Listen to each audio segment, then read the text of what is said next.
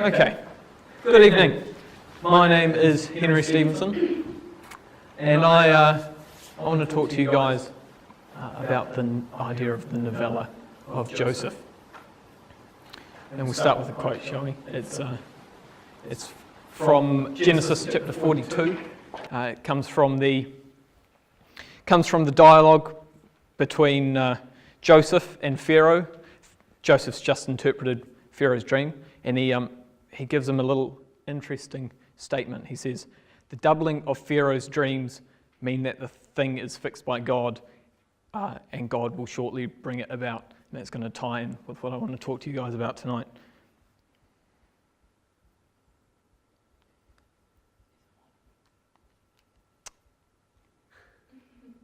Don't turn off your technology to save batteries. You'll forget to turn it back on. Right, repetition. It's a very common theme throughout the narrative of Joseph's life, which is, by the way, recorded in this section of scripture which many people call the novella or the novelette of Joseph. It's chapter 37, then it jumps to chapter 39, through the start of chapter 46, then jumps again to the end of 46 and a little bit of 47. And it's the story of Joseph up until the entrance of his father Jacob into the land. It's a very complex and dramatic narrative, and it's full of a lot of symmetry, foreshadowing, repetition, and there's a remarkable amount of detail which the author puts into the work. And these are the storytelling elements that I sort of want to touch on tonight. Now, the following speakers are going to talk mainly about the characters and the scenes that exist within this passage of Scripture. But I want to look at some of the more interesting characteristics of the actual record itself from a literary perspective. Hopefully leave you all with some points that you can take forward into your own personal studies of Joseph and before our conference next year.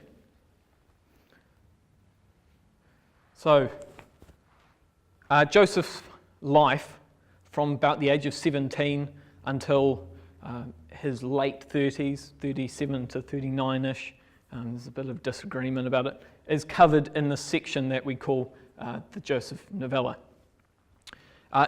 It takes up a surprisingly significant amount of the book of Genesis itself. In the ESV, in English, obviously not necessarily in Hebrew, it's about 38,000 words long, Genesis is. And the story of Joseph is about 7,800 words long. In terms of years, the timeline of Genesis is about 2,200 years. If you use the Masoretic text, there's a bit of disagreement with the Septuagint. But this little novella takes place over 20 years. When you break down the maths, that means that about 1% of the timeline of Genesis takes up 20% of the book of Genesis. It's about a fifth, obviously. So this should obviously be quite a big red flag for us when we're looking through the narrative. Why did the author of Genesis find it the life of Joseph so important that he dedicates a fifth of the book to writing about this period of 20 years?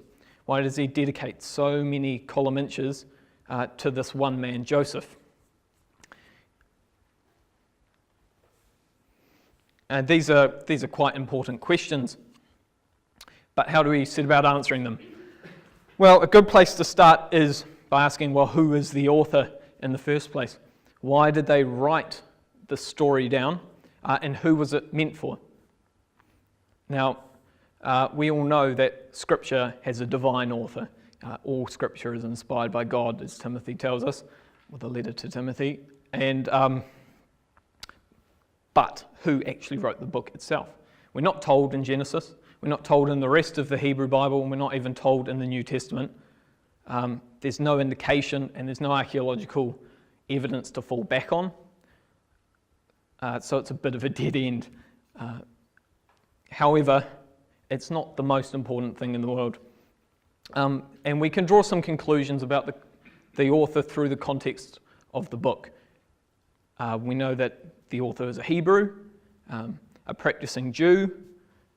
He probably lived between the Exodus and between about the mid-monastic period in Israel and Judah. There's some disagreement, it's a bit up in the air, there's no real firm evidence either way. So that doesn't really help us a lot.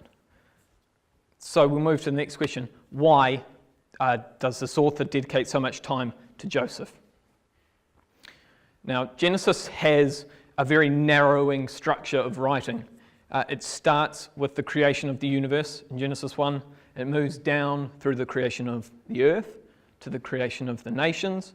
And then it starts dealing with tribes, the tribe of Terah, the father of Abraham, then the family of Abraham, the family of his son Isaac, the family of Jacob, and then down to this very individual story of the man Joseph.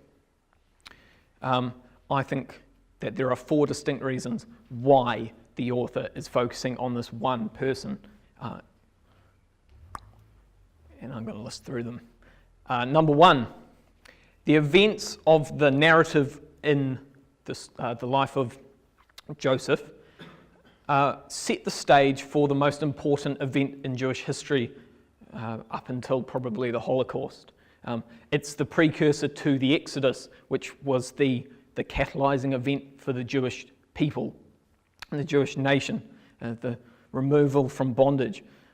To be removed from bondage, first you have to be put in bondage. And the story of Joseph is really, on a wider perspective, the story of the family of Jacob heading out of the land, rightfully theirs, rightfully bought, into bondage in Egypt. Nations have a very distinct record of keeping these sorts of stories very accurate and passing them on with a quite passionate, what's the word I want, attention to detail. You can see it in say, the Maoris traditions about Kupe coming to New Zealand, or the Romans with Remus and Romulus. Stories continuously passed down with no real variation. The second is that the life of Joseph is very moralistic. He serves as this very idealized sort of person. He's the sort of person you want your children to take after, so it's the sort of story that you repeat down to them. The Jews are, of course, a people with a very high regard for the law and high regard for providence, and that plays a very important role in the life of Joseph, how he responds to things like temptation. Therefore, he's a very good role model.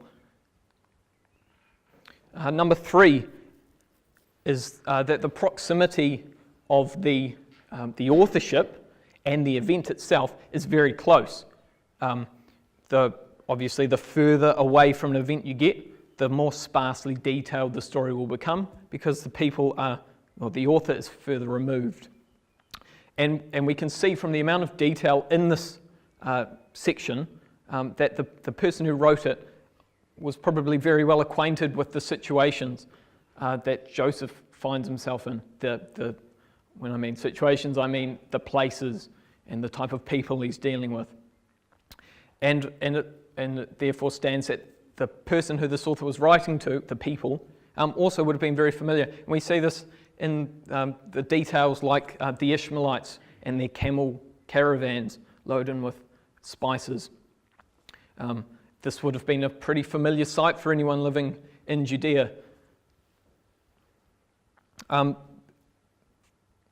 The fact that these details are preserved in this really they make the narrative very recognizable to the listener. That's very important.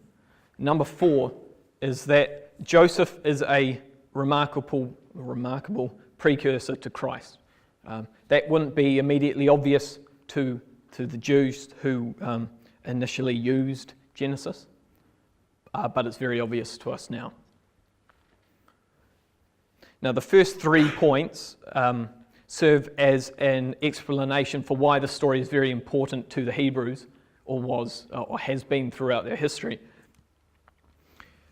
And this importance goes a long way to explaining some of the cosmetic factors within the story itself. And it's very unique, the style with which it's written, and a lot of the detail used.